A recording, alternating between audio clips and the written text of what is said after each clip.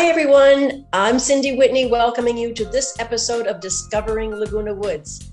We have two segments today, and they are both focusing on making positive change. One of them is an exciting opportunity to be tutoring young students and helping them to develop reading fluency. And the other is to learn more about how we can meet the challenge of water conservation in and around our own homes. So stay with us because there's a lot of information that we're going to be bringing to you in this show. Stay right there and I will be right back.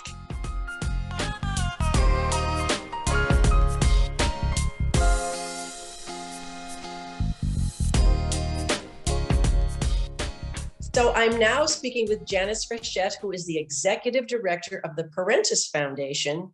And Janice, I welcome you to our show. How are you today? I'm doing great. Thank you so much for having me on the show today. It was absolutely our pleasure. You know, I've come to realize that you have the absolute best job in the world. You take a young child who has a need and you pair that child with an older tutor who has time and skill. And the result is there's a learning experience and a growing experience that takes place between both people. And there's also a lot of giggling. So how does this happen? Tell us a little bit about the Parentis Foundation and the work that you do. Absolutely. You know, the work that comes to mind to me is magic. It is absolutely, I have the best gig in town. Every day that I see that our volunteers and our children that work together, and that connection, even now that it's on virtual, is just absolutely magic. And we came together in 2016. We had Parentis Health is a for-profit senior care agency in Laguna Hills. And in 2016, we realized we wanted to create a foundation that supported older adults in the community that are retired and have time, talent, and wisdom to share with the younger generation. And so we partnered with the AARP Foundation to create Orange County's Experience Corps. And right now we are in our 5th year of providing one-to-one tutoring support. We have over 100 volunteers that work with our kiddos from anywhere from 1st grade to 6th grade. And it's been just an amazing ride, even in this craziness that we're in right now. Yes, I agree. And I read about it in the AARP magazine that comes to my home. And I thought, well, this is perfect. And I must tell you, full disclosure, I am one of your tutors. So I just wanted to get that out there. We're so grateful. September. Yeah, since September, but I inquired about it. And then I went to one of your information sessions, and I even sent you an email afterwards saying that's the best information session I've ever gone to, because you answered a lot of questions and yet you intrigued me to know more. And I started with the program and I absolutely love it. So what are the objectives of this program? Can you tell us a little bit about that? The program itself is twofold. We're not only bringing meaningful volunteer opportunities to our older adult population, and if you have to be 50 or older to participate, and it's the intergenerational connection that sets us apart from other volunteer opportunities. And the students are our critical future. And our goal is to combat the onset of adult poverty. And that is really the mission of Parentis Foundation, is to make sure that we're setting our youngest generation up for success in the future. And literacy is the gateway to all success. If you can't read, there are so many obstacles that are put in your place. So it's the intergenerational connection with a focus on bringing the time, talent, and wisdom of our volunteers with the apprehension of reading for our young students and making that tutor-mentor relationship to bring the academic success to the kids and ultimate success in their future. Well, and so I also was interested in the materials that you gave us at the orientation, and I realized there's a ton of research that's been done on this. And the discovery is that if they are not reading fluently by 3rd grade, that's the cutoff point, we can call it that, that if they don't, they're going to be less inclined to learn and read well and be successful following that. So you've really targeted this third grade, and that's who we're mostly working with, isn't it? It is. Our largest population of students are second and third graders.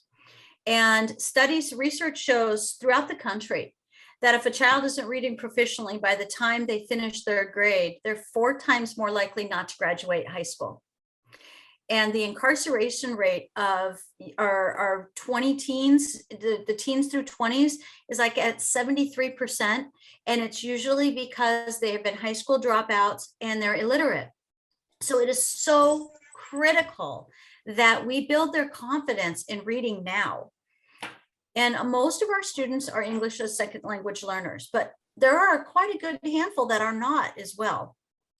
Oh, and they're so eager to learn. I mean, I have so much fun. As a matter of fact, just before we started talking today, I had 2 sessions just prior to this, and I'm just glowing because of the fun that we have when we're doing it's serious reading. We're reading, of course, but we're having a good time doing it. But one of the things that the information session focused on is what it's not. We're not teachers. We're not there to teach even vocabulary. We're reading. Tell us, our audience who might be interested in doing this, what that experience will be like for them. So that is one of the things we pride ourselves on, is that it's a very intentional program, and we focus on one aspect of reading that the schools don't have an opportunity to emphasize with children, and that's fluency. The schools can work on phonemic awareness, they can work on vocabulary, but they don't have the time to work on how fluent a child is reading. And if a child isn't reading fluently, they can't comprehend what they're reading.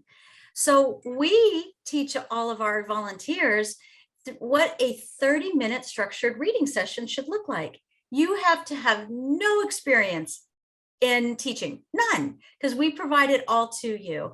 And ongoing, right, we have our Wednesday morning coffee chats, which always provide great information to all of you. Not only just working with children, but life opportunities for lifelong learners. And for our students, it's really getting them to understand that practice makes permanent. And that's what we do in our 30-minute session. Yes. And children learn so much. We have at the end of the segment, we read, the tutor just reads to the child from a different type of book. It's a fictional book, as opposed to a sort of a science-based book that we're reading when we're interacting with each other. And they are so enthralled with how we're reading. We can make like magical voices as we read, dramatic voices, and we can, I'm reading a graphic novel to both of them right now, and they're having so much fun with that. But they're picking up so much by the emphasis that we're putting on the words and so forth.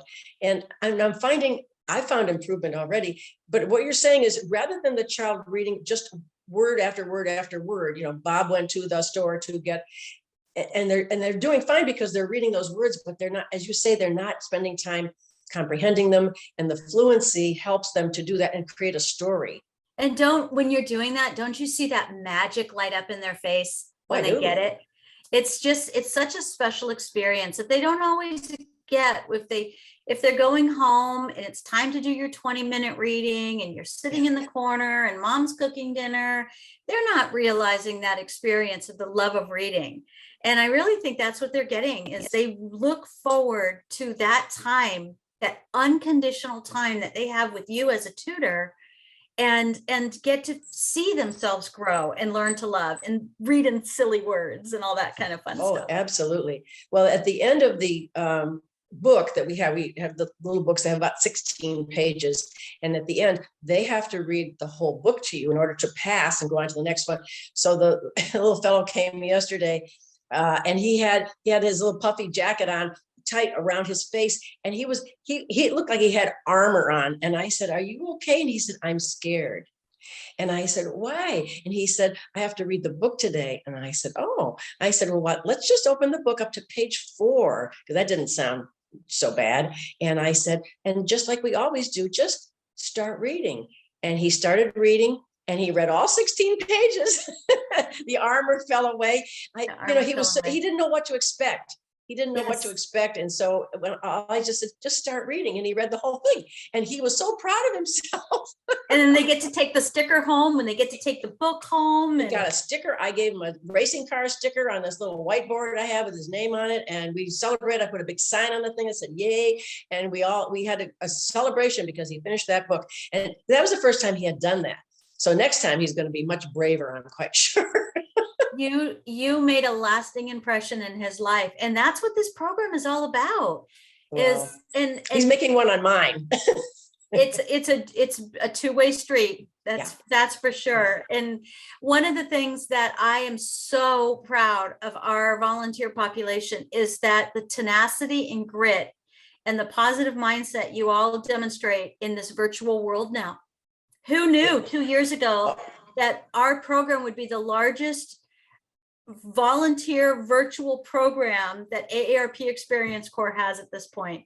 Well, congratulate. We only have a couple of minutes left, Janice, but I want to congratulate you on putting this together and making it so easy for us. We're on Zoom. They delivered the packet of materials to my house. I mean, it couldn't be easier. And we have, as you say, these sessions where we talk about if we have issues or challenges or whatever with anything, and we work it all out. We're a group united in this effort. And I thank you so much for putting this together. Well, I just encourage anybody who's listening here today that don't let technology scare you away. If you have a love of reading and you have a desire to give back to a younger generation who needs your time, talent, and treasures, please contact us at parentisfoundation.org, and we can be here to support you in your volunteer experience.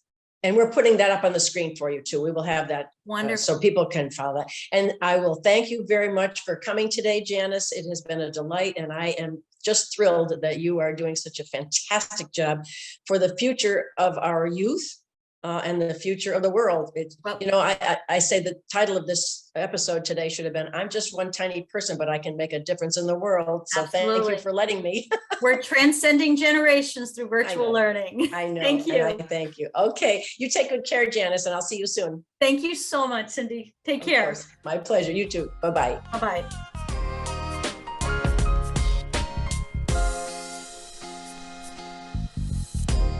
Well, welcome. We are now speaking with Donna Rain Shostak, who is a resident of the village and also someone who is very, very interested and committed to water conservation advocacy. She chairs a committee here in Laguna Woods and is always trying to get more information and bringing it back to us so we can be more informed about how to behave so that we can conserve this precious resource that we have, our water. So welcome, Donna. We're so happy to see you today. Glad to be here, Cindy. Well, you've been very busy finding things out for us, and that's good because, I think there's a lot of noise out there, a lot of information, but we don't know exactly, how that's important for us or what we need to pay attention to exactly. And you've got some things that we really need to think about here in our everyday lives. So could you basically start with what is the current situation? What's calling our attention? What's the problem? Actually, yeah, and water conservation is frankly more important now than ever. Our resources are extremely limited. We know after our recent drought, we know that we're subject to recurrent droughts. We basically are a desert area. We're an arid area. It looks like Hawaii, but it's not. And so we don't have natural water here. We're dependent upon northern California snowfall, the Colorado River. We know and we've heard that Lake Mead is at record lows. Our reservoirs up in Northern California now are looking really good because Mother Nature's been very nice to us in the last couple of months. But prior to that, Lake Oroville, that's the second largest reservoir in California, and it's one of our biggest sources. It was down so low in last fall that it was almost at the level it was when it was first begun and first started filling. So you shared a visual of that, and I couldn't believe what I was looking at. Honestly, yeah, Donna, I thought it looked like an empty canyon. It looks like a desert. Yeah. And so we get our water from there, and when it's not there, that's a real problem. But there's another issue. And the other issue is, think about where this water is coming from. Northern California, Colorado, that's hundreds of miles away. And so at the best of times, we're dependent upon bringing that water. We buy all of our water. And why do we do that? Because every bit of our potable or drinking water is imported. We don't have the technical way of saying it would be we have no access to groundwater. What that means is we don't have aquifers. We don't have a giant reservoir. We don't have great big lakes. We don't have, in this part of South Orange County, we don't have any sources. So the water has to be brought in from those places we just talked about. And it's really expensive to transport it. It costs our mutuals, and people don't know this because we don't get a water bill. We never see it as residents, but it costs our mutuals millions of dollars every year. United is usually around a little over $2 million a year for their water bill. Third Mutual around $3 million. There's a little more land area to cover. And we're talking tremendous amounts of money.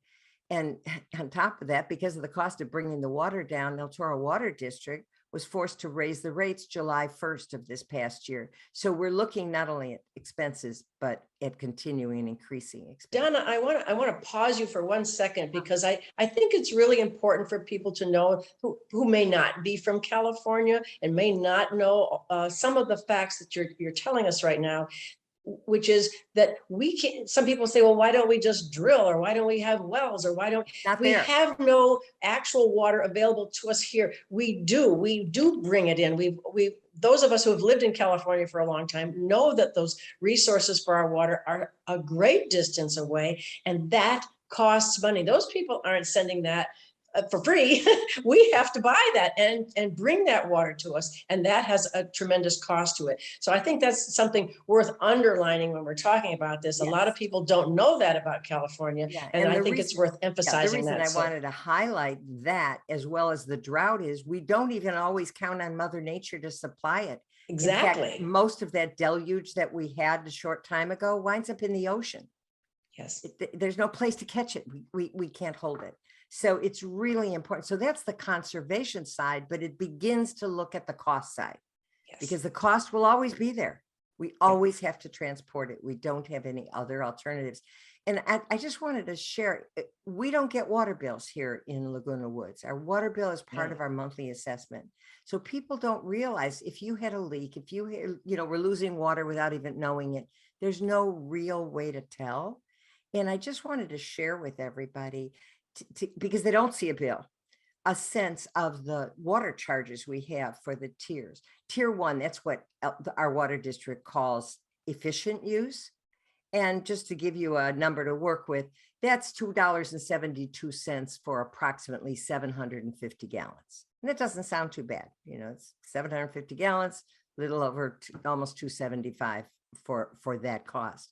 But when you move from being efficient to being excessive, that means somebody who's got a leak, someone who's letting water run a long time. When we move to the excessive level, the tier 4 excessive use level, that number goes from approximately $2.75 to $8.52 for the same amount of water. So the more we use, the more it costs us per unit of water. And again, it's something we just have to keep reminding ourselves of, because we don't see the water bill, and we don't have individual meters, and sharing the kind of water we can save by just making small changes. And so it's really important. It's a task for every one of us. It's all of us, and we all have to play our part. And interesting, the landscape department plays its part. They have a piece, and that's for the landscape folks to talk about. So I'll just mention they're doing more efficient sprinkling. GRF has authorized the use of sprinklers that will be so much more efficient and really reduce that side of the water use. And we're having a big campaign in the landscape department, as budget permits, it's replacing turf with drought tolerant plants. So that's that side.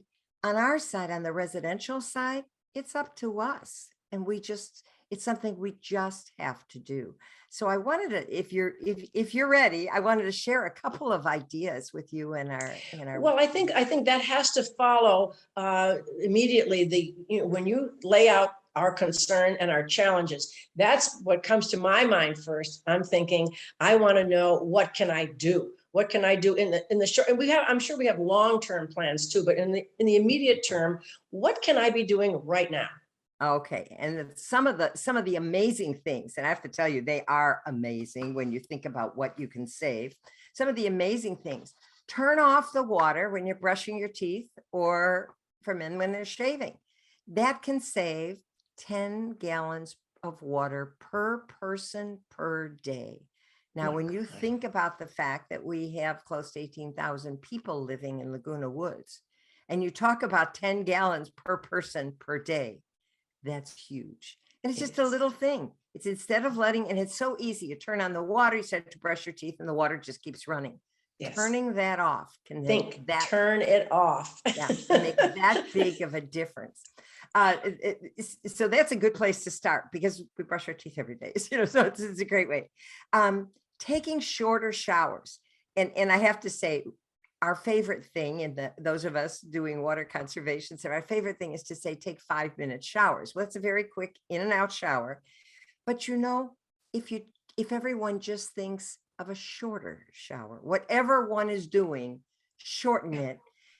Every single minute that you save in that shower is up to 2.5 gallons per person. Well, now you take 2 minutes off your shower, and we're looking at 5 gallons per person per day, and multiply that by the thousands of people who live here.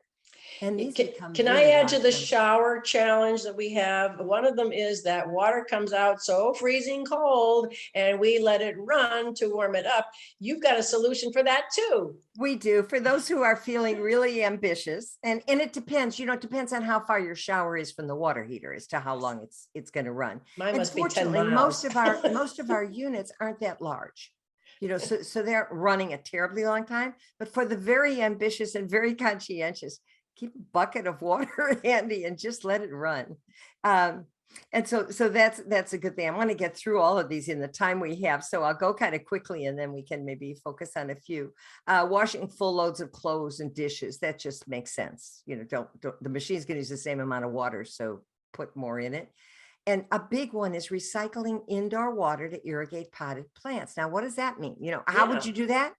What you basically would do is, when you turn on the tap waiting for it to get hot, have a little jug handy, fill it up, and use that water to water your plants, because that water is really important. And people who water their plants outside with a hose that's attached to that outside spigot, that outside spigot is really residential water. It's household water coming from your house. So that's a big one. And then you said your plants like to have that the water that sometimes when you boil your vegetables or wash your vegetables. Yeah, as I said, there's two kinds of water. There's the water just running, waiting for it to get hot. Yes, and there's the water you use to boil vegetables or whatever. Yeah, you tend to dump that down the sink. The plants love it. There are nutrients in that water.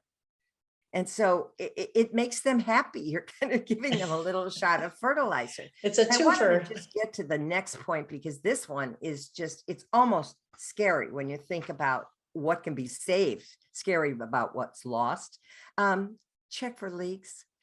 The kitchen, the bathroom, the laundry room, looking for dripping faucets. And I wanted to share with you a couple of numbers that, when you put it this way, make it really astounding. And that is, a dripping faucet that drips 1 drip per second can waste 3,000 gallons of water a year. That's, oh my gosh. And it's just, we say, oh, well, it's dripping, leaky water heater. All of these things can do that. And toilet leaks is one of the biggest ones. Oh, that running toilet thing? Yes. Yes. Oh my gosh. Sometimes you can hear the toilet running, and so sometimes you can't. And for those who can't, the water district supplies us, and they're over at the community center, with blue dye tablets. And if someone puts the tablet in the tank, don't flush the toilet, let it just put in the tank and color that water blue. And if the water in the bowl turns blue, you've got a leak. And that kind of a leak, the average loss from a toilet of a leak is about 200 gallons a day. I mean, it's just, yes. This is startling. This is really startling. It's startling. And it's kind of sometimes really important to put it into those terms. So 200 gallons a day, that could be 6,000 gallons a month. So, That's so incredible. fixing leaks. And the last one that I wanted to share as we come close to finishing up is no, please don't wash your car. That's also residential water. There are mobile units, there are car washes. The car washes use recycled water. So when we can go there, because again, that is just wasting this incredibly precious resource. And so it's really, as you said in the beginning, Cindy, it's raising our consciousness, thinking about it. So turn off that faucet when it doesn't have to run. If it's running, to wait till it gets hot, catch the water in something. And please fix leaks. And if you aren't sure whether you have some, call someone in, call residential services. They could come if you say, I think this is leaking, but I'm not sure. And if we all play our role, we can just make a huge difference, not only in saving water, but saving money, because our mutual maintenance fees are based upon what the costs are. Now that we know, we can't ignore it. We cannot ignore it. We can think about water all day long. We're using water all day long. Why not be more conscious of our usage? That's all you're asking, and we'll save so much money. And what will this lead to in the last couple of minutes that we have? What's the outcome if we do all this? What will happen? Well, we save water, and that's obviously a precious resource that we need. We save money, and everything that's saved for the mutual ultimately comes back to us. And it can help us prepare for those uncertainties of climate change that looks like it's coming. So it's a win-win. It's one of those win-wins all the way around. Yes. Oh, I so appreciate you doing the work on our behalf by going to these committee meetings and working with other people who are involved in water conservation, so that we can now have the information that you take away from that, and we can know more about it and where we are and what the need is. Because when people say, oh, it rained, water problem is over. No, water problem is not over. It's a temporary, it's a nice thing, but it's not our new norm, is it? Right. No, it is not. And it's not going to be. No. Well, I appreciate as I say, your hard work, your information, and we will think about this. And you know what? I'd like to have you come back on at another time after you have more information as the seasons go by. And if there are other things that we need to know that you're finding out, would you be kind enough to come back on the show and give us an update? Watching the water bills very closely now. As I mentioned earlier, there aren't specific meters at every house. It's not like when you're living in a regular residential community, but the overall bill, even in spite of the increase from the water district, we are hoping to see that go down, and that will be our biggest teller that we're doing the right thing. Perfect. Well, thank you so much, Donna. And it's a joy to talk with you. You're telling us important things, but we need to know them, and we appreciate your hard work, and we thank you so much, and we will see you soon. Okay. Thank you, Cindy, for having me. Of course. It's our pleasure. Take good care.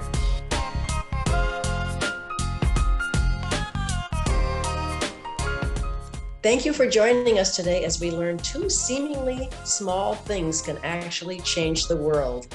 Many, many thanks to Donna Rain Shostak and Janice Frechette for their role and their passion in facilitating that change. And we thank you for watching us every Wednesday and Sunday morning at 9:30 a.m. and anytime you want to on Village Television YouTube. Take good care of yourselves. We are all in this together, and we will see you next time on Discovering Laguna Woods. Take good care.